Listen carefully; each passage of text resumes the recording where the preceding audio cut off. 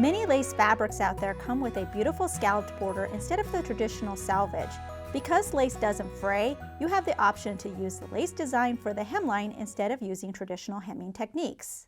If your lace has a salvage border that you want to use, you can try to place your pattern pieces strategically on the fabric.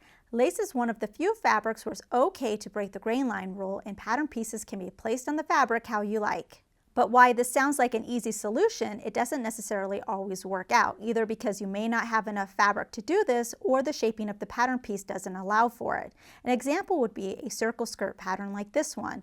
This doesn't mean you still can't utilize the salvage border, we just need to do it in a different way. You can either fold up or cut off any hem allowance from your pattern because we won't be creating a traditional hem. Cut out your fabric pieces as normal without worrying about placing it on the salvage border.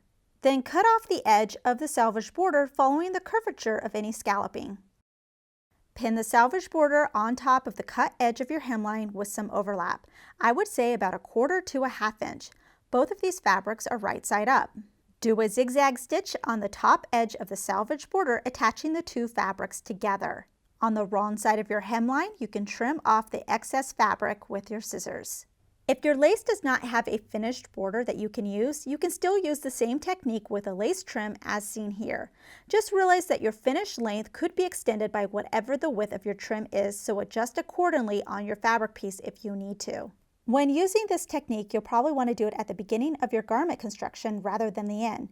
And if you're using a matching color thread, then creating a self-hem border to your hemline will hardly be noticeable and make your lace garments look even better. We hope you enjoyed this tutorial. Please subscribe to get notified of our weekly releases. Also check out ProfessorPincushion.com to view our complete library with well over 350 sewing tutorials. If you would like to directly support us, you can check out our Patreon campaign and earn some exclusive perks. Thanks for watching.